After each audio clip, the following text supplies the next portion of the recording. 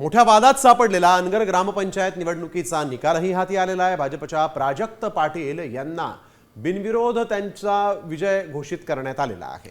तर भाजप आणि अजित पवारांच्या राष्ट्रवादीत मोठी चुरस पाहायला मिळाली होती।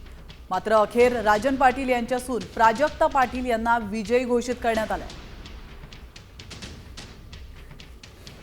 राज्यभरामध्ये चर्चेचा विषय ठरणारी अनगर नगर पंचायतीची निवडणूक अखेर बिनविरोध झालेली आहे। आज अधिकृतरित्या निवडणूक निर्णय अधिकाऱ्यांकडनं ज्या विजयी उमेदवार आहेत प्राजक्ता पाटील, त्यांचे सासरे आणि मोहोळचे माजी आमदार राजन पाटील यांना प्रमाणपत्र जे आहे ते सुपूर्द करण्यात आलेले आहे। आपल्यासोबत बोलण्यासाठी स्वतः राजन पाटील आहेत। ही निवडणूक गाजण्याचा विषयच नव्हता, कारण या गावामध्ये 50 वर्षापेक्षा जास्त कालखंडापासून बिनविरोध निवडणूक करण्याची परंपरा आहे। ती परंपरा गावकऱ्यांनी या ठिकाणी राबवली, त्याबद्दल मी गावकऱ्यांचा मनपूर्वक आभार मानीन। आणि काही लोकांना राजकारणच करायचं